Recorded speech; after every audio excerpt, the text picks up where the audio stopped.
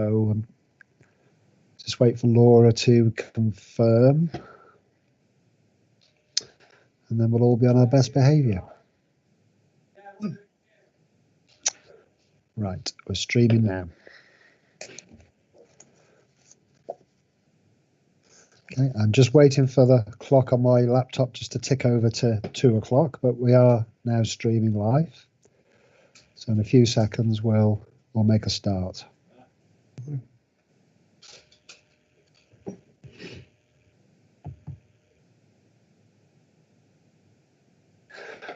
Right. Well, it's now, according to my laptop, it's 2 o'clock, so we'll make a start. Well, good afternoon, everyone, and welcome. And also welcome to any members of the public that might be watching our live stream this afternoon. So this is the meeting of the Strategy and Resources Committee. Before we start proceedings, I need to read the following. I'm obliged to inform you that this meeting is being live streamed and recorded. Members of the public can see and hear the meeting as it is happening. Members are reminded to mute their microphone unless asked to speak. This helps prevent any background noise from interfering with the meeting. Members are asked to refrain from speaking across each other. If you wish to ask a question or make a comment, please indicate this via the chat or hand functions on Teams. Officers will be invited to individually present their papers. At the end of each paper, I will refer to the chat function to address any comments or questions. When discussions on a paper are completed, I will then ask for a proposer and a seconder. Members are asked to propose and second via the chat function. Once the recommendations have been proposed and seconded, votes will be taken on an exceptions basis. I will therefore ask if there are any members who are against the proposed recommendations or who wish to abstain. These will be noted by the Executive Support Officer and the result of the vote will be confirmed. Once the vote has been taken place, we'll then move to the next item on the agenda. So I'll now hand over to Lynn, who will conduct a roll call of members in attendance this afternoon. Over to you, Lynn. Thank you, Chair. Okay, so if you could just respond to your name, please. Councillor Carter.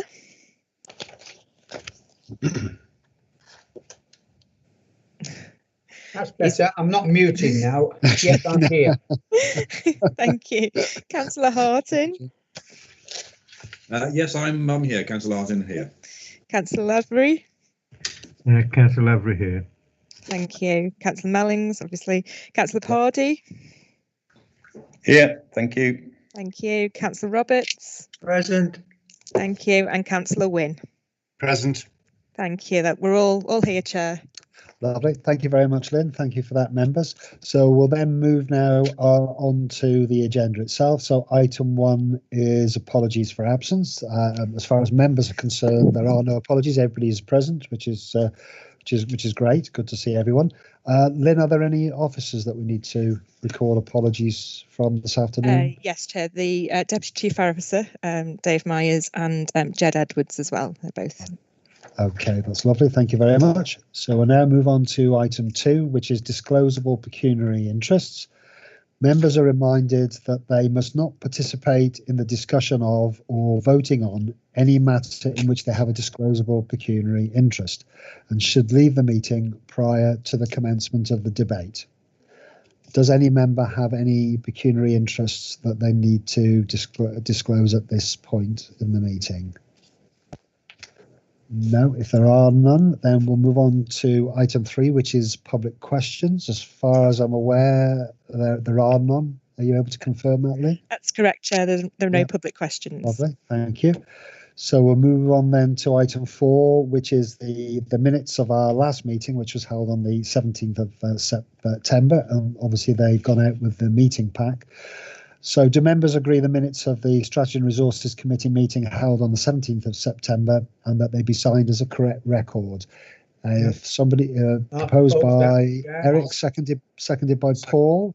Yeah. I'll just give a few seconds in case anybody wants to register any objection or vote against or abstention. So there are none. So that item, the minutes are therefore approved, and at some point in the future we'll make sure those are signed. Thank you for that, members. So we'll move on then to the first paper for this afternoon, and that's Committee Constitution and Training, and that's over to Germaine to present for us. Over to you, Germaine, and welcome to the meeting. Thank you, Chair. Good afternoon, everyone. The purpose of this report is to bring the latest version of the committee's constitution to the notice of members, and it also asks members to consider what training, if any, they wish to receive as part of this committee. As you're aware, at the annual general meeting, the Fire Authority appoints members to its committees, which may result in changes to the membership, and some changes in the terms of reference of various committees have also been made in recent months. So under the circumstances, it's considered good practice for the committee to revisit the constitution at the first meeting after the Fire Authority's annual meeting, and that's to ensure that all committee members are familiar with the latest terms of reference.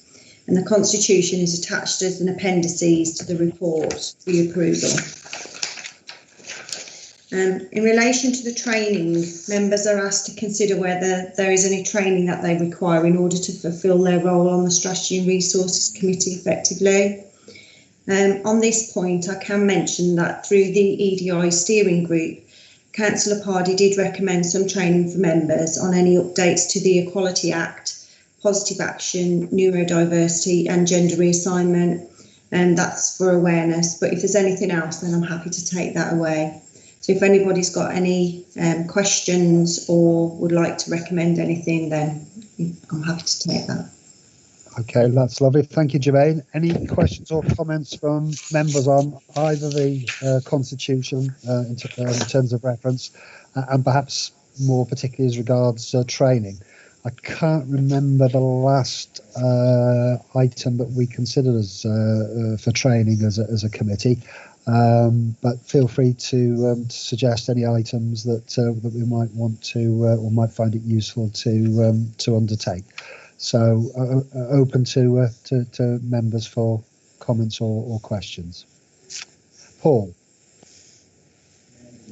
Thank you, Chair. Yeah, I'd just like to take a lead from Kevin here, having more experience than the rest of us, being an ex-fireman. It just seemed quite a long time ago since we had any training. So maybe a reminder, a refreshing little course wouldn't do any harm at all. I don't know what everybody else's thoughts are. Yeah, thank you for that, Paul. We'll come back to that. James is next, and then I'll bring the chief in. Well, like Paul says, and also I haven't been on the committee that long, so any training would be helpful to me to fulfil my duties. Lovely, thanks for that, James. Rod, over to you. Thanks, Chair. It was just to try and get some more specifics of the sort of training that Councillor Wynne was alluding to. Is it an overall understanding of the organisation we're looking for, or because this is normally specific training to your role and function on strategy and resources rather than, like members training? What might be useful is to do some training or for us to give some briefing on the planning cycle and how we move from an IRMP into the delivery of that IRMP over the next 4 years. I think that could be good for you to see how what planning is going on behind the scenes and how it all fits together. So how the strategic plan, the IRMP, the planning cycle and the MTFP all fit together. Yeah, I think that would be quite timely because there's a number of elements there, particularly with the stage we're now at with IRMP, and obviously when that comes into effect in April, and obviously finance is a huge issue around the MTFP as well. So I think that's probably a good suggestion for us as a committee. Eric, I'll bring you in next. Yeah, Rod's just actually touched on one of the things I was going to say, which was regarding the IRMP, which is ongoing. But also, I have got a question later on. I won't go into it now because I've got a question when we come to the finance paper. Yeah. But I do think with the changing circumstances nationally, in light of what happened yesterday, where you've got a council like Croydon now declaring that they're almost bankrupt, I think it's something that we need to look at in detail our finances, and particularly our reserves and strategy for, well, I'll cover that when I come to that question. But I think in terms of the finances, it's likely to be difficult going forward because of the pandemic and the strain on council budgets. And so it's something I think we ought to be made, aware of going forward. Yeah, I think that's helpful. And I think that'll tie in with bringing in the medium-term financial plan as part of an area around planning and that Rod was suggested. Obviously, we'll be looking at next year, but it's obviously beyond next year as well that could be an issue. And so I think we can pick that up in the training session just to make sure that everything is sort of dovetailed together. So thank you for that. Paul, did you want to come back? Was your hand up from before? No, that's okay. No problem. I'll come over to Kevin's next. Over to you, Kevin. As somebody that's never been involved in business and accounts and finance and that sort of thing, I wouldn't mind just a quick session on finance and terms that are used and that sort of thing, and an understanding of capital and the rest of it. How you can't transfer from one to the other, or maybe you can, that sort of thing. Just basic finance. Yeah. Yeah, lovely. Thank you for that. Yeah, I'm sure we can build in something to give an overview of that. That might it might be helpful for all members. That to be fair, so that's quite a good idea. Any other thoughts? Obviously, there's the two sort of areas I think that we've drawn out from the conversation. Are there any other areas or any other thoughts from officers as well? Officers are welcome to comment. Thanks, Chair. If I might then, perhaps. If we had two training sessions or two parts to the training session, one will be about the planning cycle, and the other one is how I described with Joe how the money goes round. And it's what I say to as our officers are coming through, becoming senior officers, I say know how the money goes round, and Joe gives them a really good briefing on just how it all fits together. And I think that would probably fit Councillor Pardy's his needs there, because it really is interesting where it comes from, how it moves around, and what you can do with it. So the money go round. So if we did a planning one and a money go round, if that's okay. That's brilliant. That sounds perfect. Lynn, you had your hand up. Did you want to come in? Thank you, Chair. I had a quick look back. We did offer members some Treasury management training at the beginning of this year. I know several of you attended. It's whether you'd want to tap into something like that again, which is obviously provided by Shropshire Council. And the other thing I just wanted to ask was if you were happy to have the training sessions prior to a committee meeting. We do that quite often with standards and audit. Yeah. We have a half-hour session beforehand. Would that be acceptable? Yeah, makes sense. Yeah, thanks for that suggestion. I think that's tended to work for us previously, so I think that could be quite useful to tie in. I'm getting nods across the screens, so I think that's a helpful suggestion. And I think if there are opportunities through any of the constituent authorities for relevant training, the Treasury management session was a good one that you highlighted, and that was very useful. And I know that the chair certainly came along to that session. I think Keith Roberts did as well as I did, and if there are those opportunities to do some joint training or to piggyback onto events that others are organising, I think that's a good way for some development for us as well. So if everybody's happy, I'm sensing that in terms of training, we'll go for the two topics that the chief has suggested. Joanne, sorry, I've just caught your hand. Do you want to come in? Yeah, just quickly, Chair, just on Treasury management, the Treasurer and I will be meeting with Treasury management colleagues later this year or early next year to discuss our Treasury strategy for next year. So it may be timely once we've done that review to then give update to members on how the strategy will go forward from next year. That's brilliant. That's really helpful. Thank you for that. Yeah, because that's another important area that we need to focus on. So an update on that would be really, really helpful. So if we move then, if there's no other comments from anyone, if everybody's happy, if we move to the recommendations. So recommendation A is obviously to note the Constitution. Nobody's picked up on any issues there, so I'm assuming that they will be content with that. And then as regards training, I have two sessions, one on the planning cycle, one on where the money goes, if we call it, if I can borrow the Chief's phrase, and then a further update on Treasury Management later in the year once that's taken place. So those are the recommendations. From the chair, I'll move both A and B. If somebody would like to second that. I'll second, Chris. Seconded by Eric. And again, I'll just leave a few seconds to give anybody chance to express any objection to the recommendation. Nobody is, so that is carried. So those recommendations are approved. Thank you very much. That was a very useful discussion. So we'll move on then to item 6, which is committee delegations. Dave Myers was down to give us a verbal update on this, but in his absence, Lynn, who's picking this one up? I'm not sure, Chair. I don't know if the Chief has any further information. I know Dave was waiting to talk to the clerk and monitoring officer, so I'm not sure if he's fed anything. That was the latest information I had, but I'd heard nothing since. But Rod, do you have any update for us? Nothing beyond that, Chair. I thought he was working with you on it, so you probably know more than me. Yeah, that's David and I had a conversation about 10 days ago to try and move this forward. He was trying to make contact with Anthea from as our clerk and monitoring officer, but I've heard nothing further. So I'm assuming that there's been no feedback and no further discussion. So we'll roll that one forward to our next meeting in January. And hope that things will be moved on even further at that point, and that we can bring something firm back to you to consider and hopefully recommend to the Fire Authority to make some changes. So at this point, that's just to note the position on that.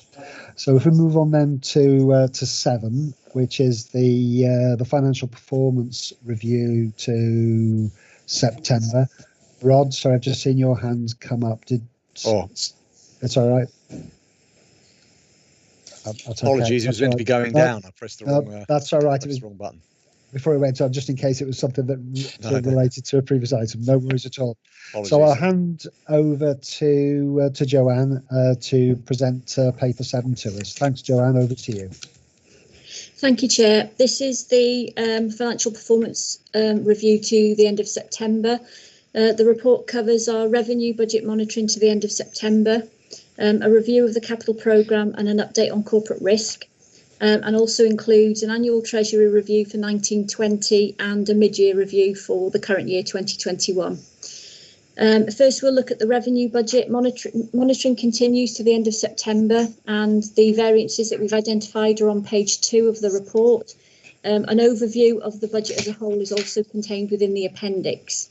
So if we look at the table on page 2, there are some variances. Firstly, on service delivery, there are a couple of areas where some underspends have been identified, and this is due to the pandemic and the current way that we're working. Firstly, £70,000 on our on-call training courses. We haven't been able to run as many courses this year as we would have planned, so some of this money will be unspent. And similarly, with lone working, the number of safe and well visits and home visits that we've been able to undertake has been reduced. And again, there will be underspends in this area. It is proposed that this money is carried forward and put into our training reserve so that it is available for any additional training needs in 21-22. I apologise.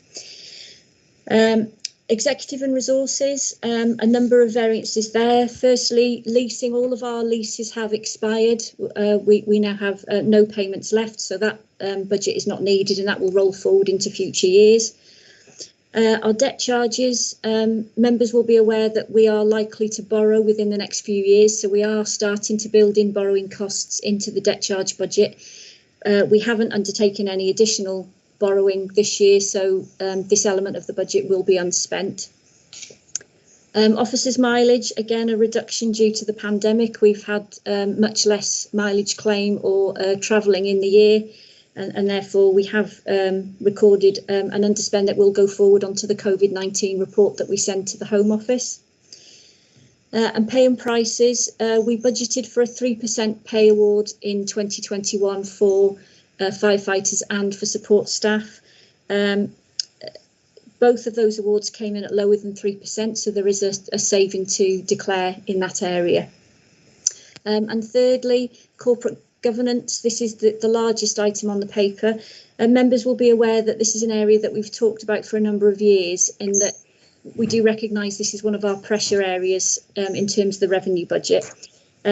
We also recognise that the way that we procure our ICT has changed. So we've moved very much away from buying large pieces of equipment on a capital scheme into a much more maintenance and support focused spend through the revenue budget. So that has meant that there's been more pressure on the revenue budget going forward. We've now been in a position where we've managed to profile all of the costs within the ICT budget, so we can identify on a month-by-month basis what should be spent, also what is expected to be spent, and we should be able to recognise any pressures as they arise and make recommendations to members as they come up. So it's recognised that the current revenue budget is around 120,000 short. So we are requesting an increase to this year, and we've also requested a similar increase to go forward in current years.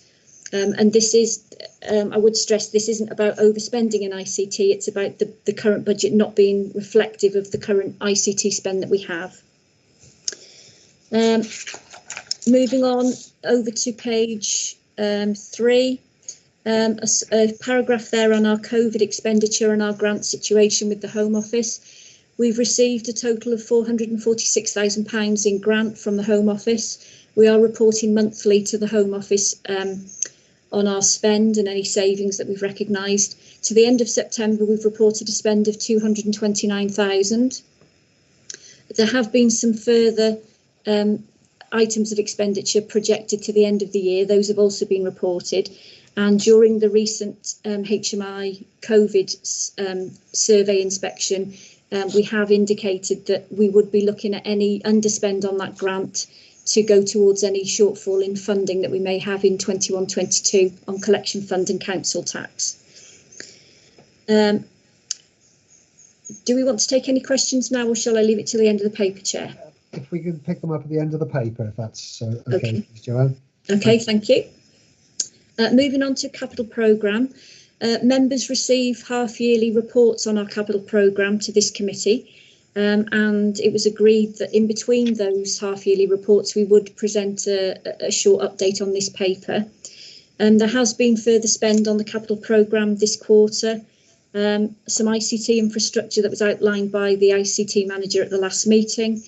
Continuation on building improvements, and we've also purchased some vehicles and fitness equipment. So there is some movement in our schemes.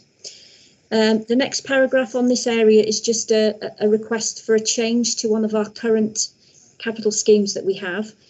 Members approved a scheme to introduce emergency response vehicles into the service, which replaced the lease car scheme that we had for a number of years prior. The scheme total that was approved was £650,000, but this only reflected the contribution that was to be made from the capital reserve, and the total of the scheme was actually 784,000. So whereas this isn't asking at this point for any extra funding, it is just putting the approval right so we can go forward and monitor realistically. So there's just a change to the approved scheme amount there, please, Chair. Yeah. Thank you. Moving on to corporate risk, again, this paper just provides a short update for members on our current risk register. There are currently 13 risks on the register. One has been downgraded, and this relates to risk around our data management, so that's slightly improved. And also the risk relating to a no-deal Brexit has been reopened. So that has been a change since the corporate risk was last reported. We do have a separate risk register in place to look at any issues around COVID-19, and that is monitored by officers within the reporting structure that we have within the service. The second half of the report deals with Treasury management, and this is made up of an annual review for 1920 and a mid-year review of 2021 with the current position on our prudential indicators and our investments. So in terms of our annual review, The table on page 5 shows our current the end of the year position on borrowing and investments. We made no additional borrowing during 1920, so that remains unchanged. We had 19.2 million invested at the end of March, and Treasury Services achieved a rate of return of 0.79% against a benchmark rate of 0.51%, so exceeded the benchmark that was set in terms of returns on our investments.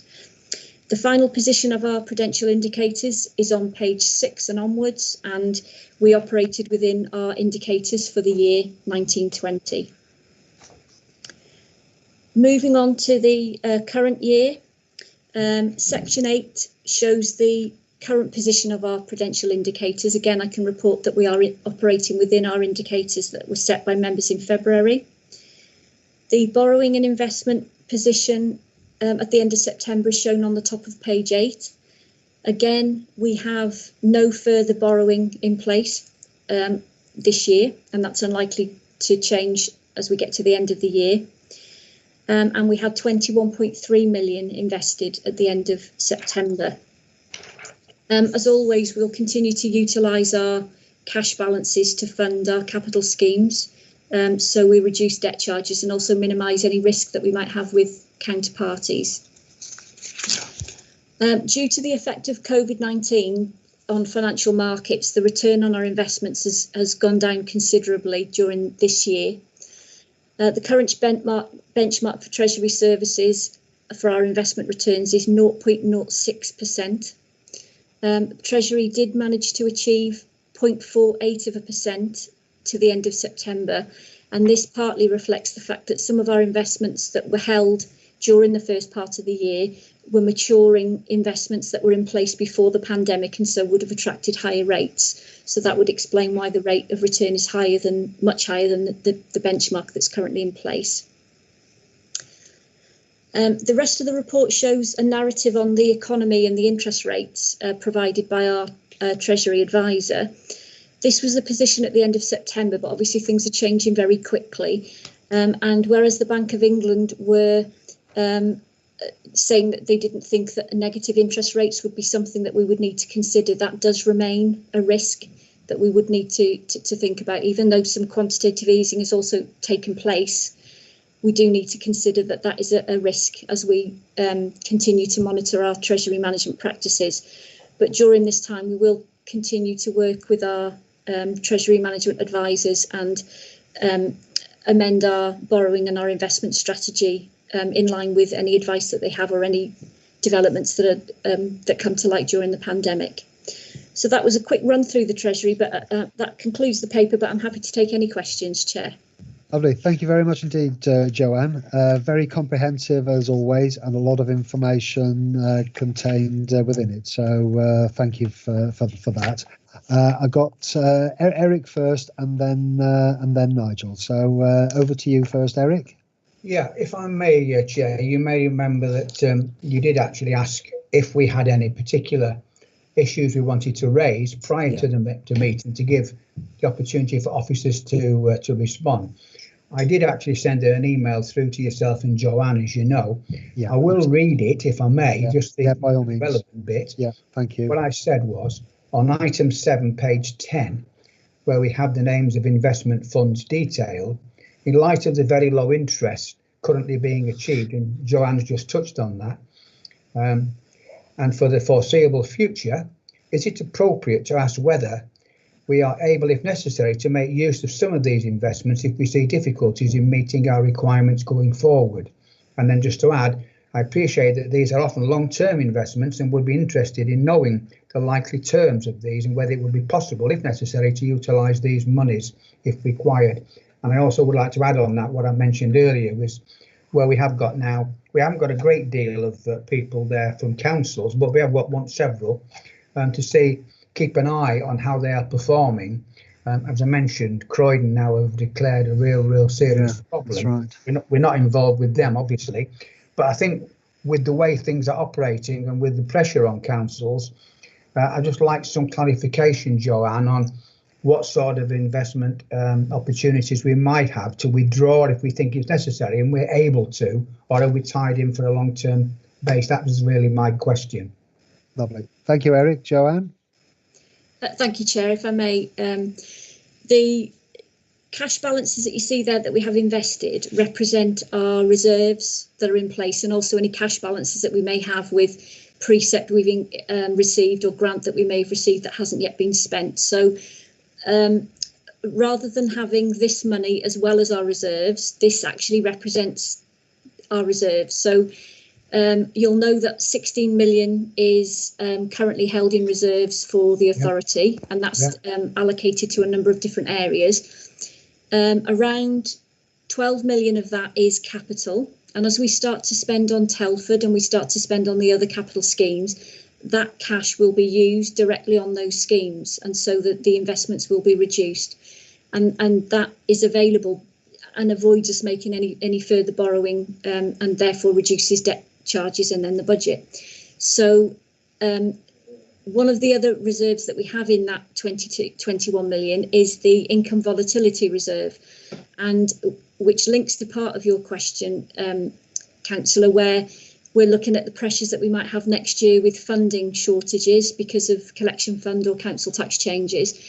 We increased that reserve at the end of 1920, recognising that we would have pressures coming up next year. And as soon as any of that money is needed, and equally is needed for any of our capital schemes, those balances can be made available very quickly to enable us to pay for whatever we need or to bring money in as it's needed. So even though some of them might be on a longer term investment, we do make sure with Treasury Services that we have enough money liquid to be able to fund whatever we need with plenty of notice. So I'm comfortable that we do have enough to cover any of the pressures that we might have coming up next year. Thanks very much, Joanne. Thank you. Right. Thank you, Joanne. Nigel? Thanks, Chair. Mine was a query really that's just sort of popped into my head following our previous conversation on training. I note on the second page at the bottom there, in terms of corporate governance and the additional overspend on ICT, and referring back to our previous meeting where we talked about the new hyper-converged infrastructure, the new software label and artificial intelligence capabilities. I was thinking to myself, well, if anybody asked me, what does that mean? I really haven't got a clue. So I just wonder whether or not possibly we could add that to the training that might be required. Yes, I think that's probably a good suggestion. Anybody want to comment on that or to try and explain the terms that the language? Rod? You're on mute. You're on mute, sorry, Rod. My apologies. I'd concur that might be valuable training, but having had similar myself several times over the last few years, don't expect too much to stick. It might be something you need every year, but we can certainly talk about that, because I think it would be interesting for you to listen to. And I don't think Mark's here, but Mark, Jarvis, and Sally about how they see our IT going forward and what all that means, because it's fascinating. But if you're anything like me, then I understand it for about 3 hours afterwards, and then I need to be retrained again. But it's worth doing. Yeah, we'll organise that. Yeah. Thanks, Nigel. Thanks, Rod. James, you've got your hand up next. So I was only going to say, to put people's minds at ease, I mean, the budget variance, which we're looking at, the positives outweigh the negatives, and so in some respects, the overall budget variance is a positive budget variance rather than a negative one. No, absolutely. And we've taken the opportunity to obviously have a review of the budget, so it's now realistic. Everything is together in one place. So going forward, it's much more meaningful for us in terms of sort of monitoring it by exception. And we know that everything is now included in there, so that there shouldn't be sort of any surprises. But as Joanne said earlier, it isn't a strict overspend in that sense. It's just about bringing everything together. But you're right, within the context of the figures there, there, we're still the right side of the line, which in the current climate has got to be good financial management. So that's thank you for drawing that out. Before I move to the recommendations, are there any other comments anybody wants to raise on any issue? No, Chair, if I might, just say quickly, sorry. The training, the IT training would give you, because the biggest issue there, the most substantive one is an apparent £120,000 overspend. Understanding how the IT is changing would make that much more obvious why we're in this situation. Yeah. It's a transitionary period, but it really does explain, as Joe said, how you move from tin boxes under the stairs to everything in the cloud, and our budget isn't currently set up properly to do that. And so I think that would give you more confidence when you see those big numbers of overspends, if you understood how the IT strategy was working. Yeah. So thanks for that. Yeah, absolutely. Thanks, Rod. So moving to the recommendations, back at paragraph 2, there are several there from A to G. And just to reinforce that at C, obviously we're asking to increase the approval to 784,000 for the scheme. So can I ask for a proposer of the Nigel? Are you proposing? Sorry, is your hand up? So Nigel's proposing. James is seconding.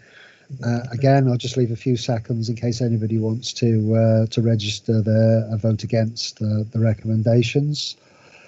Nobody is, so those recommendations A to G are approved, and obviously some of them will need to go to, well, they'll all need to go to the Fire Authority for approval. So it's a recommendation from the committee to the Fire Authority. Lovely, thank you for the discussion on that. So we're staying with Joe as we move to item 8, which is the for members, the next stage of the process for looking at a budget for 2021-22 and beyond. So over to you, Joe. Thank you, Chair. As just been laid out, this is our first paper in the budget setting process for 21-22, where we review the base budget and make any adjustments necessary, and also add any committed costs for next year. We'll also look at the pay and price contingency and look at the approval process for the capital programme. A budget was set in February 20 for 23.2 million. And while budgets for future years were also projected, members were advised that due to uncertainty about future funding, these were very much estimates. The budget was set out based on the assumptions on page 2, which were a precept increase of 1.99% from 2021 onwards. Pay award of 3% for 2021 and then 2% thereafter. Council tax base growth at just over 2% for 2021 and 1.87 following that.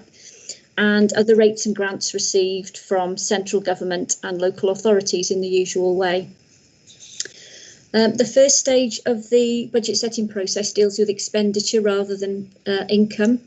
Funding will be determined once we've heard the funding settlement, which is due at the end of November, and also when final information becomes available from local authorities, and that will prove to be very important given the year that we've had in terms of council tax and collection fund.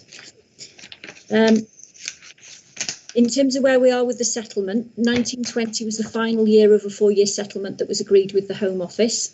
And the Chancellor at the time then agreed a 1-year spending round for 2021, which was based on a flat cash version of the previous year.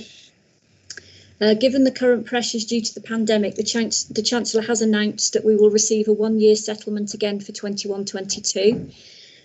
This is expected to be announced on the 25th of November. And unfortunately, we'll continue this period of uncertainty that we find ourselves in. And obviously gives us less and less firm ground to set projections for years following 21-22. It should just be emphasised here that whereas we can look at 21-22 with a certain amount of certainty, anything beyond that will be estimates at best, and all we can do is continue our planning and to bring various scenarios to members as and when more information becomes available. But we must stress that because of the changing situation that we find ourselves in. So if we start to look first of all at the review of the base budget and committed changes, we've held reviews with officers, and the table on page 4 shows the adjustments that we would like to make to the base budget. Again, we need to recognise the extraordinary circumstances we've had this year, and if we looked at our performance against budget this year, it would look very different to that of last year and what will happen in 21-22. Given this, the reviews that we've had with officers has found that very little is changing when we look at this year's budget compared to next. It's found that the current levels of budget in areas are sufficient, so there are some changes to make, but very few. In terms of committed costs, the first one that we have is the assumption that we've made that our grant that has been made available to cover the large increase in employer contributions will cease in 21-22.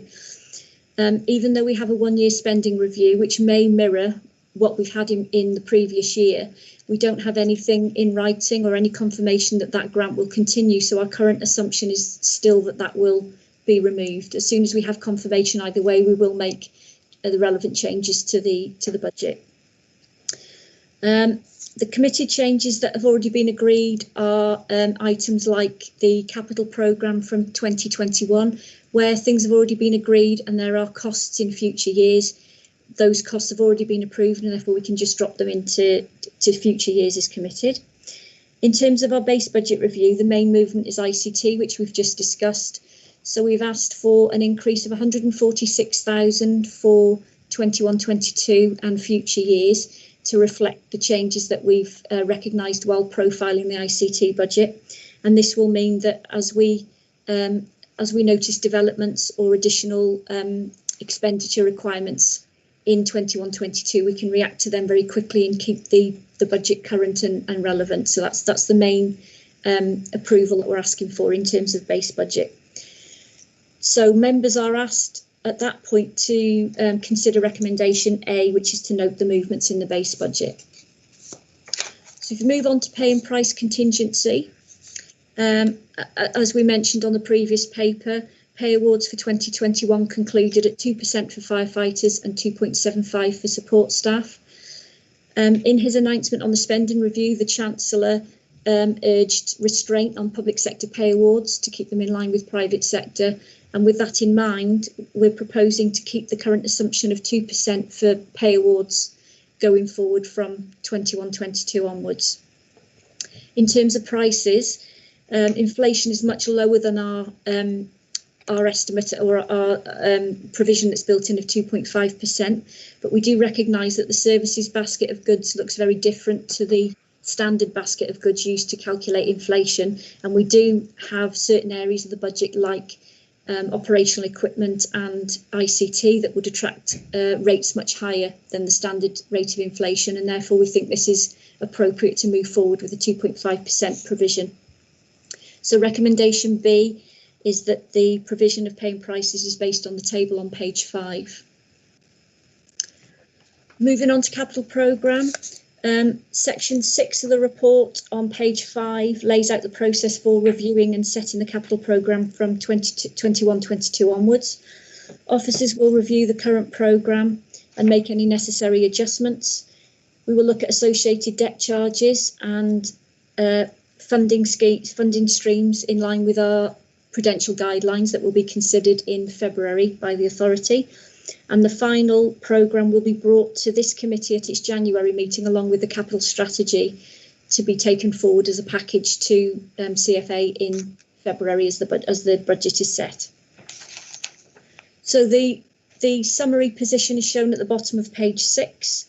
Members are asked to recommend that the authority approve these changes to the base budget. And finally, on the paper, there are some assumptions on our funding streams. These mirror the process that we've adopted in previous years, and we will obviously bring members any information as we receive it and base our future planning scenarios on that information for members to consider. So I'm happy to take any questions, Chair. Thank you. Lovely. Thanks very much indeed, Joanne. I think in many ways for me and perhaps the committee as well, probably the key areas around those funding assumptions. And whilst we can be fairly certain in terms of our expenditure, it's those assumptions that are recorded in paragraph 8 that are going to be the key to this. But I think, as we've acknowledged previously, through our financial management and planning in previous years, the authority has got very sound foundations on which to build. That's not to say there aren't going to be challenges and issues going forward, but I think we're in a reasonably good place given that background. And I think it's perhaps fair to say that probably at the moment the only certainty is uncertainty. So watch this space. I guess we'll wait and see what happens initially on the 25th of November when the Chancellor gives the autumn statement stroke budget. And then when we come back to the meeting in January, then we'll have further information available to move to that next stage. So in terms of an overview, questions and comments from members. James, you've got your hand up, so take James first and then Eric. So over to you, James. Just taking into account the coming out of Europe at the end of the year, do we spend an awful lot of our expenditure in Europe at the current time, or is it mainly in the UK? And if it's I'm just considering that there will be maybe tariffs that we need to provision for that we haven't had to in the past. I just like a view on that. Yeah, thanks, James. Rod? You're on mute. I'm trying to be good. Famous words. The majority, the best of me is on mute, it would appear. The majority of our budget is spent on staffing anyway. We have got a Brexit planning group now to identify where the risks are. The biggest risk isn't tariffs, so that's what we've identified. We're buying. The risk is actually that supply chain and the security of the supply chain. So because of the size of the spend and our income volatility reserve, then certainly year one, the risk of tariffs isn't something that we're worried about. The risk is whether we can actually get supply of some of the goods, and it's the things that sit behind our goods. Really, it's the things that, so with a fire appliance, it's some of the spares as opposed to the appliance, if you like. So that's the way we're looking at it, but we are planning for it. Okay, thanks, Rod. Okay, James, you want to... Sorry, it's more of an operational risk than a financial one. Yeah. Do you want to come back on that? Just one thing, that exchange rates may be affected as well by the same thing, which may impact it, and I don't know whether any provisions were made for that either. Yes, I mean, that when you and that's the thing. If you're buying when you buy a fire appliance, then say for example ours, none of the chassis are UK chassis, and I've experienced this before when I've been buying fire appliances in my last incarnation, that you have to keep a close eye on when and where you're buying it from. So because the exchange rate does have an effect. Okay, thank you, Rod. Eric. Thanks, Chair. Basically, you've said a lot of what I was going to say, which is, and it's good to be able to say this after many years sitting on the Fire Authority, the prudent way that we've acted, and the strength of our finance team has put us in the situation we are now, which is in a good position compared to lots of other fire authorities across the country. But we are in uncharted times now, so. And particularly, I think the 25th of November is critical to see what actually happens in the Chancellor's statement. I presume then that will be forwarded to us from Joanne as to where we stand, maybe prior to the next Strategy and Resources Committee, which is scheduled in January, is it? That's just to see if we need to have any, would we need to have any particular additional meeting to discuss any fallout from that, if there were any negative signs that we needed to be aware of. Yeah, thanks, Eric. Before I bring Joanne in, perhaps just to say that once the statement takes place, if we're able to sort of draw out a sort of briefing as far as it affects the fire authority following that, whether there are, what the key headlines are, just to sort of give us a heads up as to whether we need to sort of react in some shape or form before we'd have our next scheduled meeting. That might be useful. It's possible to draw that together. Anyway, Joanne, I'll ask you to comment on Eric's question as well. Yes, thank you, Chair. We'll obviously await the announcement on the 25th. It may be that we have a day or two before the individual authority details are released. As soon as we have those, we will confirm the position for the authority and issue an overview. But also we have our strategic planning group scheduled for the 3rd of December, and I can certainly bring any more detailed information to that meeting and give members an overview there as well. Yeah.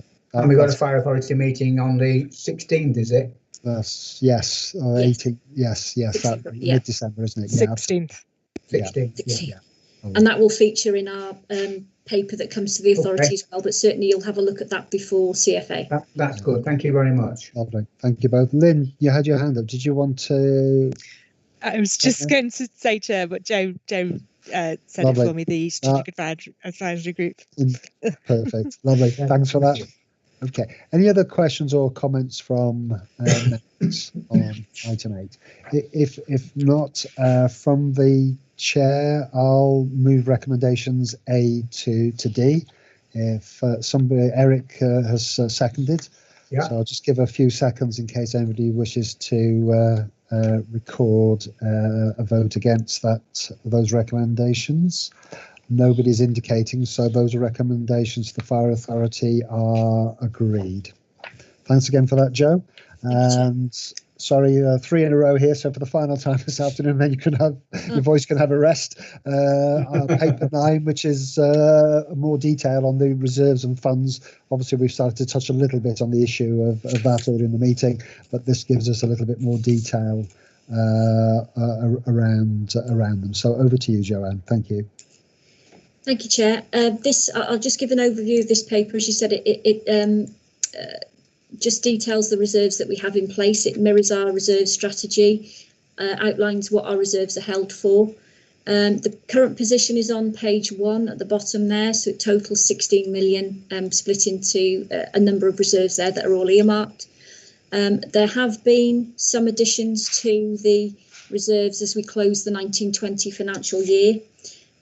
We added 450,000 to the income volatility reserve, and that was in readiness for any funding shortfalls that we have in 21-22. We've added £100,000 to the Service Transformation Programme staff reserve, so we're able to deal with any staff pressures that we need to cover, and also any alliance staff that we might need to consider there. So that's just bolstering up that one there. £70,000 has been added to the equipment replacement reserve. That's been useful in spreading our expenditure and keeping everything sort of on an even keel in tech services. And the balance of 397,000 has been put into the major projects reserve, again to reduce our debt charges on Telford, and obviously we'll grow that with any underspends that we may have. So everything else in the paper is as we would expect. It's very much an overview, but I'm happy to take any questions if there are any, Chair. Thank you. Lovely. Thanks very much indeed, Joanne. Members, any questions or comments? No questions or comments. Then that being the case, then we're asked to recommend to the fire authority that it confirms the current position of our reserves and funds as set out in the paper. Proposed by Eric, seconded by Keith. Again, I'll just leave a few seconds in case anybody wishes to object to the recommendation. Nobody's indicating, so that recommendation to the fire authority is approved. Thanks very much. So thank you very much, Joe, for those 3 papers, and to you and everybody else involved in the preparation of certainly with the budget going forward. appreciate, as we've acknowledged, it's different circumstances at the current time. So everybody's work is appreciated, and we look forward to discussing the next stage further over the coming months. So we'll then move on to item 10, which is the Equality, Diversity, Inclusion Steering Group update. Welcome to Natalie, the Equality and Diversity and Inclusion Officer, who's going to present the report. So lovely to see you, Natalie, and over to you. Hi, and thank you, Chair. Just to present today an update on the work of the Equality, Diversity and Inclusion Steering Group in the last 12 months. The report goes from October 19 to October 20, and the committee is asked to note the content of the report. The background there, we've got the aims of the EDI steering group, and as you can see, we have updated the terms of reference for the steering group, and we've streamlined the aims and objectives of the group. So those are attached at the appendix for you to note the changes of that, but the steering group amended those. So I just wanted to highlight those to you. The main areas of the work of the steering group obviously been very varied over the last 12 months, and we held a steering group workshop, was held in December 2019 to ascertain key priorities for the group. So all the steering group members met, and we worked through a very long list of a broad range of equality, diversity and inclusion actions and topics, areas and work improvements. So I've just got a few highlights of the work of some of the areas that we've worked on. As you're probably aware, we won the British Dyslexia Association's Organisation Award in December 2019 for the support that we've provided to our employees. We are also working alongside the Disability Confidence Scheme, and we've been doing that since January 2019. So that's an ongoing piece of work that we will continue to improve upon there. We had our first Enable placement, which started in September 19 and finished in March 20. Unfortunately, due to COVID restrictions, we had to shut that placement down early because of the restrictions in place. But that was a successful placement. It was the first one that we have ever had, and hopefully we will look at doing something similar again in the future. We've also supported and attended various different events with different organisations, such as the Asian Fire Service Association. We've attended their conferences, various workshops that they've held. We've attended different fresh meetings, and obviously promoted through our social media various events that are priority to the service, such as Mental Health Day, Holocaust Memorial Day, Time to Talk Day. So we have supported various different events throughout the year. We've also held equality and diversity training in a number of topic areas, such as dyslexia awareness, our induction training for new staff, mental health first aid training has continued.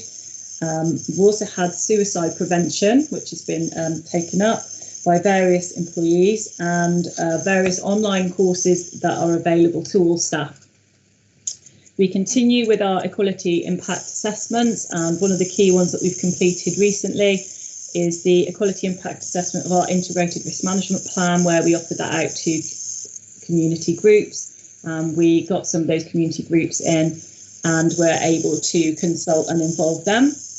We have held menopause awareness training, training for Mind, which is for World Mental Health Day.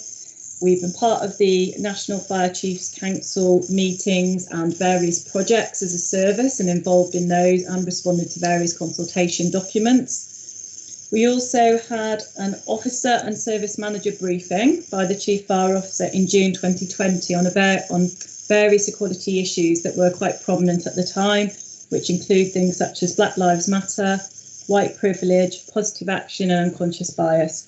So that officer briefing was to all officers in the organisation, and it was an opportunity for us as a service to make sure that our managers had a good understanding, to get some feedback from them, and to use that information to look at any areas for development in the future. We are also had it authorised through the steering group and SMT for an operational secondment into the Equality, Diversity and Inclusion team. So that recruitment process is ongoing at the moment. and we updated our positive action statement, which was also promoted internally and externally throughout the organisation. We've continued with our reasonable adjustments programme, and there's detail of that there. 22 current cases at present are live cases within the service. We also update our single equality scheme action plan, which is just the ongoing actions that we are continuing to work on. And we've renewed subscriptions and memberships to Networking Women in the Fire Service, Fairness, Respect, Equality Shropshire, so that's FRESH, and the Asian Fire Service Association. We have found, particularly with the with AFSA, that they have held many free online seminars since the COVID restrictions, and many of our staff have been able to take up that opportunity to attend those online, and they were free to us as a member, which is very good. We've held taster sessions for whole-time firefighters. So as you can see there, we've got a breakdown of the sessions that we held. We had 3 for Black, Asian, minority ethnic, 4 for women, 2 which were a mix of the women, BAME and LGBT, 2 LGBT, and then we had 6 open to all. So all of those sessions were very well attended, and we had very good feedback from all of those sessions. Everybody that attended said that they were very valuable and gave us a really good insight into the service and into the culture of the service, which was, I think, one of the most important parts of those taster sessions. We've also started the creation of the Voices group, and the service has now had 13 people come forward as representatives for the Voices group. And as you can see in the report, the areas that we asked people to cover were to be a representative for Black, Asian or minority ethnic employees, disability, and further to that we had it broken down further by disability. We've had nominations to be a dyslexia representative and specifically mental health. We've had representatives for LGBT plus and women, and then specifically women and menopause. So we are really pleased with the representatives we've gone forward, and now we are working with those to look at what we can do in the service, and many of those are starting already to attend different conferences and seminars to make sure they're upskilled. And it gives you the purpose of the group there is that they are to be a point of contact for us and for people in the service, to raise any issues, to make improvements. So it's very much an evolving group at the moment. I think that concludes the report for that, unless you've got any questions. Thank you. Okay, lovely. Thank you very much indeed, Natalie. Yeah, it's some great work that's been taking place over the last year, and thank you for the work that you've been doing with this as well. Before I open it up to members for questions and comments, Kevin, is there, as the authority's equality and diversity champion, is there anything that you'd like to say on the report, on your perspective on the year's work and your own role? Sorry if that's putting you a bit on the spot, but I just thought it was as you are our nominated champion, it was just a useful opportunity for you if there was anything you wanted to share with members. Well, as usual, it's an excellent report, isn't it? And if I can give you an example of the pride that I take in this particular subject, the department. I attend national meetings of so-called champions, equality champions, and there is a lady who worked for the council, Westminster City Council, who was said that when she took over 2 years ago in the equality department, it was just a mess. It was an absolute mess, and she's had to start from scratch, and they hadn't even sort of been doing these sort of positive sort of trying to get people to encourage people to join them, that sort of thing. And we've been doing that for years, I say we, Natalie and her team have been doing that for years. And that I had to question her about it, because I couldn't believe, of all cities, any city, but Westminster City, where they hadn't got a proper equality sort of policy, equality and diversity policy. And that makes me proud, and the work they do is great. Wonderful work. So I thank Natalie and her team. Great. Thank you for that, Kevin. That's really helpful. Thank you. And thank you for the work that you do on behalf of the authority, working alongside and leading from a member's perspective. It's appreciated. So, Eric, I've got your hand up next, so over to you. Yeah, basically, what I wanted to just say what a pleasant report this is to see in light of what's happened in previous years by the way we've dealt with this particular problem. And this cropped up when I had my interview with HMICF4S recently, that I was able to say how well we are performing in this particular field. And this goes down to Natalie and the team. It is something which obviously is taking a lot of the public notice these days to ensure that our local fire authority, are taking these matters seriously. And it's good to be able to say that we are. And you can see by the number of taster sessions and the number of people that we've spoken to that we are taking it seriously. And I'm sure it will develop as we go forward, and we'll be able to be extremely proud of the way we're handling this issue. So thank you very much indeed. Thank you, Eric. Kevin, I've got your hand up. Did you want to come back?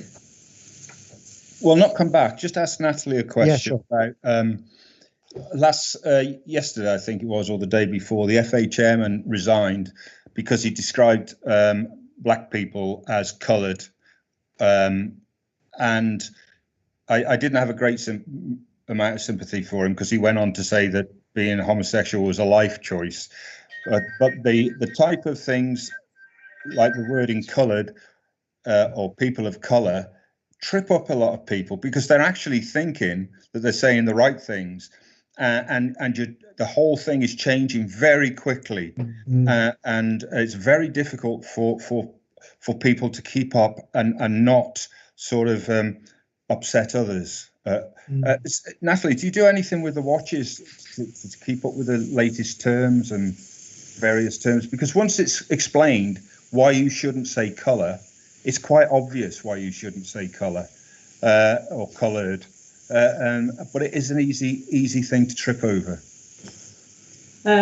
If I can just respond then, what we do is we have induction training for all new members of staff.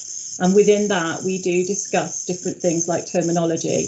We don't have a prescriptive list where we would write what is the current acceptable word, because as you're aware, what might be acceptable now might not be acceptable in the future, and it does evolve and it does change, because, you know, we have discussions as a steering group, what might be acceptable, you know, what is acceptable now, and actually there are some community groups that are saying, well, actually I might not be happy with that, so then we have to keep reviewing that. So no, we don't specifically have a terms of reference on that, but we do discuss that, and in our inductions, and then if we have any other, obviously, refresher training for equality, diversity, inclusion, that would be a topic that we can, have open discussions around. And obviously, if, for example, at work, somebody uses the incorrect terminology, then that will be addressed. And I know I've addressed that at work personally. If someone's used the incorrect terminology, in a way that we can have that conversation around, you know, why it isn't acceptable. Okay. Thanks, Natalie. Rod, I've got your hand showing. Thank you. For us, I think the workplace charter plays a big part in that, because you're right, Councillor, that people will make mistakes. There will be slips of the tongue. Hopefully, they would always be accidental and innocuous rather than deliberate or cruel. But with the workplace charter, then it's an opportunity for everybody to hold each other to account. So there is an expectation that someone might make a mistake of what they say, but the environment should allow everyone else to say, look, not castigate them, but say, look, that's not the right thing to say. That's unacceptable. So I think that culture is the one we're going for. And I know I'm probably with you in the olden days. There was a time when we became fearful of what we could and couldn't say, because everything was jumped on and leapt upon it with an almost a zeal. We're just trying, if people are acting in a way which is respectful to each other, then that's what we're aiming for. And if they make small mistakes, the watch, whoever's around them, will be able to brief them and advise them in a supportive way. So that's what we're looking for. So I think it's a good point, because there are a few people, probably from yours and my generation, who are still terrified of saying the wrong thing because of the way fire services reacted in those days. but we're trying to be much more supportive, and as you say, much more educational, because that understanding the impact of calling someone coloured. It's important for people to understand that, but it's not thou shalt not. It's thou should understand why not, and that's the direction we're going. So I think that's a really good point of yours. Thank you.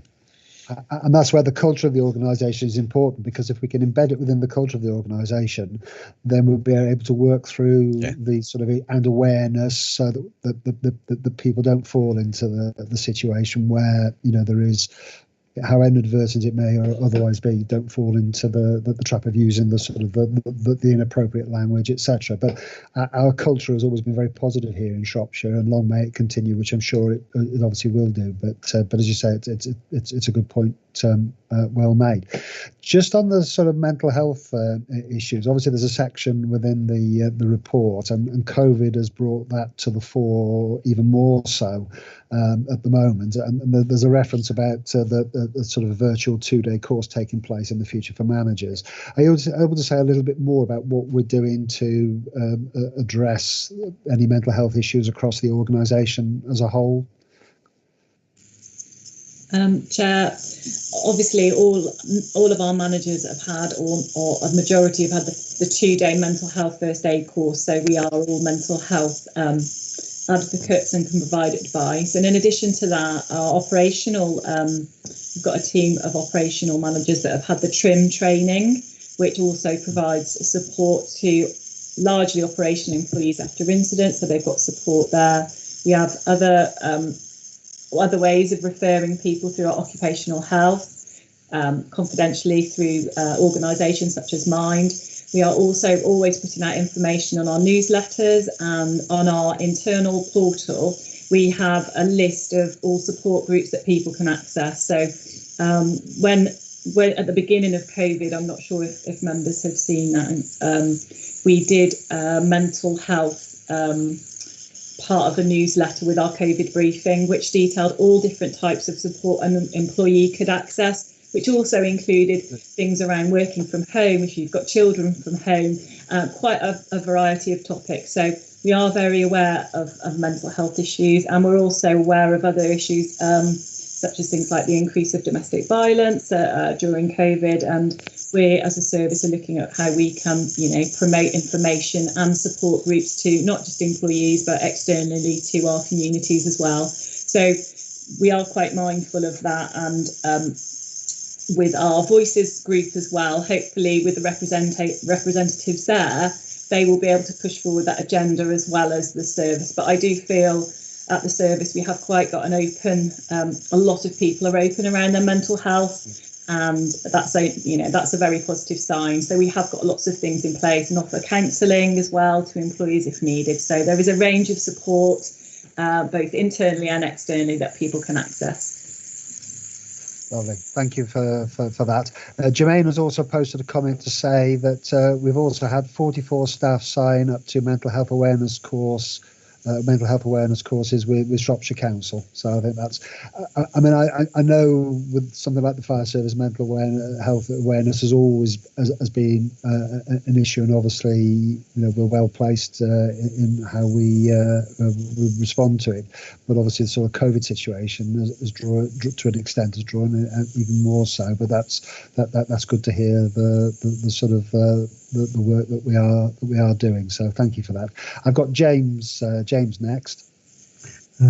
What I was going to say really is mental health is not new. It's been about for many years, and one of the things we need is really people who are working with people to recognise the disposition of someone who's perhaps stressed up more than on other occasions, and to approach or get someone to approach them who is appropriately skilled to deal with that sort of a situation.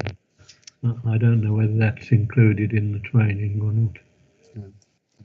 Thanks, James. Natalie, can you respond to that, please? Yes, I would say that those that have undertaken the 2-day mental health first aider course, which is the majority of the managers in the service have attended the 2-day course, is that we are here to help any employees. We are here to talk to employees, and we will help direct you to make sure that as an employee you are going to the right place. So obviously we're not trained to assist you in giving you advice of how to do that. We are going to make sure you get the right advice from the professional person. So that's, as a mental health first aider, that's what we're here for. We're here to direct you to the best possible people to help you with whatever mental health issue that you have at that time. So all of our managers should be in that position to be able to offer that guidance and that advice. Lovely. Thanks, Natalie. Jermaine, did you want to comment? Well, I'm just thinking that it's the managers perhaps don't see the day-to-day pressures of individuals sometimes. Yeah. And I'm not criticising the situation. I'm just saying, sure. Yeah. Perhaps be helpful if team leaders or whatever we call them were involved too in the training, so that they could keep an eye on their team. Yeah. Thanks, Jen. Jermaine. Yeah, thanks, Chair. I've just put a note there about the TRIM practitioner. So this relates to trauma risk management. So that quite often is around incidents like trauma incidents that people have attended, if they've attended specifically difficult situations where they've had to deal with difficult cases. So we have a number of TRIM practitioners across all of the stations. And as Councillor Lavery's just mentioned, the mental health first aiders that do the 2-day course, most of our line managers and supervisors are trained in that course, so they do recognise the signs and symptoms and issues relating to mental health. So they have that awareness. Okay. Thanks. Simon, do you want to offer a comment as well? Yeah, absolutely. Thank you, Chair. In Thanks, terms Simon. of the TRIM practitioners and the process as well, it's probably just worthy of note that as part of our multi-agency involvement in the current pandemic, and our TRIM practitioners are also on offer to partners to help with any aspects of mental health that may be experienced through other organisations as well. So I just thought it was worthy of a addition of that piece of information as well, Absolutely. Chair. Yeah, absolutely. Thanks, Simon. Thank you for that. Kevin, you have got your hand up. Did you want to come back in? Mute. You're on. There we go. There we go. You're live. Just come back to what James said. He's quite right in what he was saying. I've been a victim of somebody outside of the fire service, of somebody that didn't understand why my behaviour, which wasn't that bad, but my behaviour wasn't sort of as it should have been. And quite often as a manager or whatever, anybody, you're told if somebody's got mental health problems, you will recognise it if they're quiet. You will go across and say, you're okay. But if you're a bit over the top, if you're doing things that maybe you shouldn't be doing or saying things, then what happens is you get a negative reaction and put down for it. But that in itself is also could also be a symptom of mental health problems. And as I say, I'm a little bit different than I used to be, but I can go over the top at times. I can be a bit silly, and that was that there was a negative result from that. I lost something that I loved doing because the person, even though they knew that I had problems, didn't recognise that I was having problems at that time. No.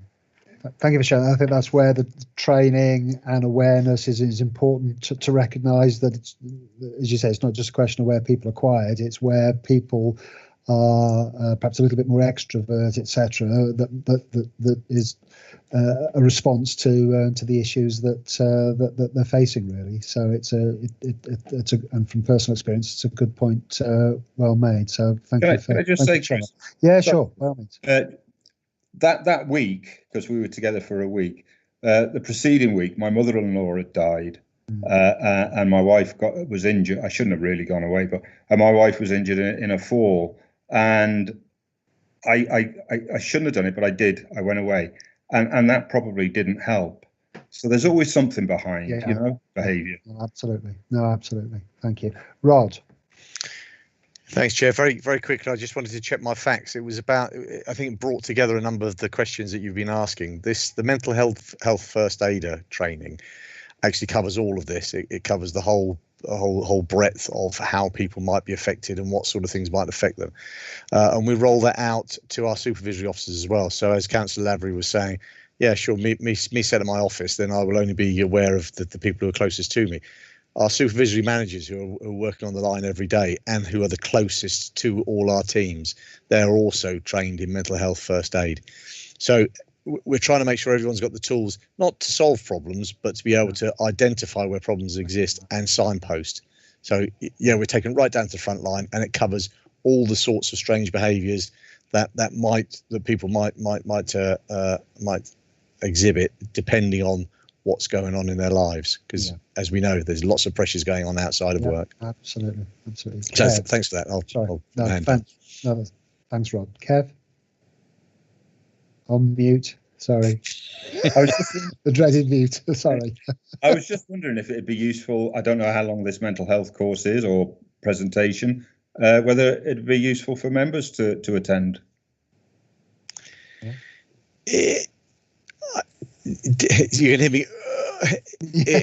It's a significant commitment, but I don't know. It would for certain be interesting in your role as members. I wouldn't say it would be necessary, but for your role as human beings and members of communities with extensive networks, I think it would be useful for you. So if that's the thing members are interested in, we could look into that. It is. I think it takes a day or two, isn't it, Natalie? I try and remember. The mental health first aider to have that qualification is a 2-day course. However, I just wrote in the comments that we are now offering other employees a half-day mental health awareness course, so that will be open to all employees. So regardless of what position they hold, so that might be something that perhaps somebody could attend the half-day course, and if you felt that you wanted more, then we could look at the 2-day. The 2-day course is very intense. It's a tough course. I attended it myself, but it is very valuable. But we've got this half-day course, which is also very good as well. So presumably a half day gives us more of an overview. So if somebody does a half day and they want to delve down a little bit further, then obviously there's availability of a more intensive course. James, sorry, you wanted to come in. Yeah, just to say, I don't know whether you know, but I'm a volunteer for the Red Cross, and one of the things I've done is a weekend course on mental health first aid, and it is mind-boggling to say the least. But a lot of things you think you know aren't actually quite right. You have to, and you also have to have a lot of empathy and God knows what in the situations when you're challenged. It's difficult at work because you've got a job to do and you want to get that done, but so time becomes of essence. But with mental health, time isn't the one. Is time has got to be plentiful, and you've got to listen. Absolutely. Chair, sorry, perhaps everyone's not going to want to go on it, and that's what I say. For us, we could require all our supervisors to go on it because it's how we're managing the welfare of our workforce. But there will be some of the members who are really interested. Perhaps what we should do then is, as we're doing our continuation training, or when we bring new people on, we open that up to members as well, because I think that would be interesting to have an officer member training session. So that might make more sense. Yeah, I think that's a very helpful suggestion. I think. And half a day is probably a good time frame to have an overview of the issue within. So if we could build that in to our sort of future planning program, that would be great. Okay, well, unless there's anybody else who wants to make a comment, I think that's been a very useful discussion on the paper as a whole. So thanks again, Natalie. We're asked to note the contents. If somebody would like to move that we do that, that's a move by Kevin, and if somebody would like to second, James seconded, I'm sure there won't be anybody that will object to that, but I'll allow just a couple of seconds. Nobody's indicating, so we've agreed to note that. So thank you very much. And then we move on then to item 11, which is on a similar theme, and this is the annual update on the FRESH, Fairness, Respect, Equality Shropshire Limited. So back to Natalie to take us through this paper. Thanks, Natalie. Thank you, Chair. Again, this report is to provide an update on the progress of the FRESH Limited from 2019 to 2020, and the committee is again asked to note the content of this report. The background, obviously, is that FRESH was a community benefit society in 2013, and the service has renewed its membership annually and was last renewed in 2019 of this group. The Equality and Diversity Inclusion Steering Group renew membership of this.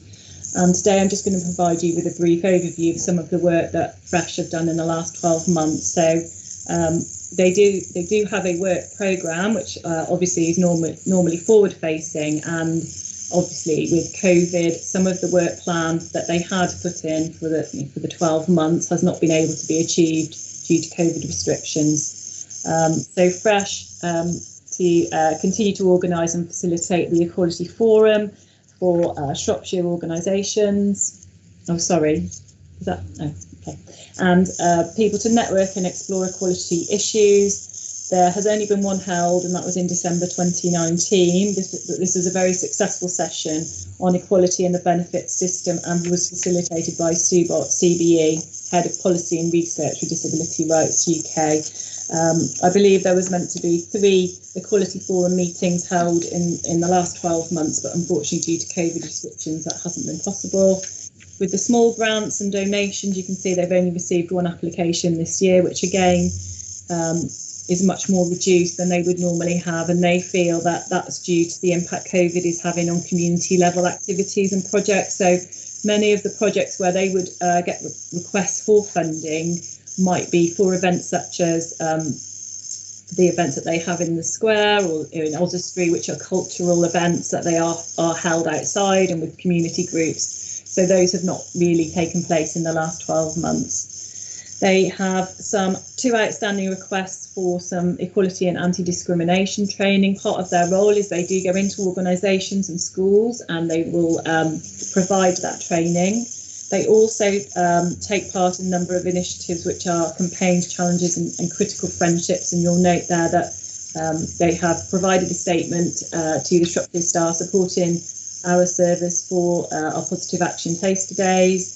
They've corresponded with Shropshire Council with regards to plans for transgender guidance, supporting the Humanist Society's National Joint Statement, and correspondence for the Shropshire Council Statutory Safeguarding Business Partner. Those further details are attached in the appendix, which is their report that they've sent to us. So it's an overview of some of the types of work that FRESH deliver, and also that they provide an advice and guidance role if that was required. They also have contracts and projects that they undertake, and 2 of those detailed are Shropshire's Refugee Families and the Notable Community Music Project. So I will really kind of note you to their report, which is attached as an appendix. And the other unpaid work really that they've detailed in their report is around challenging inappropriate and poor equality practice and providing advice on equality, diversity and anti-discrimination issues, and providing support for cultural events. So that's some really of their kind of mainstream day-to-day work. The report is attached at the back, which we've received from them. So if members have any questions that they would like to ask, I can try and answer that, but the report is from FRESH. Thank you. Love it. Many thanks, Natalie. Thanks for sharing that. Again, a lot of good work going on across the community that FRESH are involved with. Do any members have any questions or comments on that? No questions. Okay. Well, thanks again, Natalie. I'm sure members have had a chance to read that as part of our annual reporting process. So, as with the previous reports, we're asked to note it together with the appendix. So, from the chair, I'll move that we note it. If somebody would like Nigel to second it, I'll allow a few seconds just in case anybody wants to object to us noting it, which I don't think that will be the case. Nobody's indicating, so we've agreed to note it. Right, well, that brings us to the end of our agenda for today. Thanks very much indeed, members, for your contributions, and particularly to officers for your support today. Thanks to any members of the public that were listening in this afternoon as well. Hope that you found that of interest. Obviously, our website has more details and information if you want to learn more about the service or any of the issues that we've been talking about.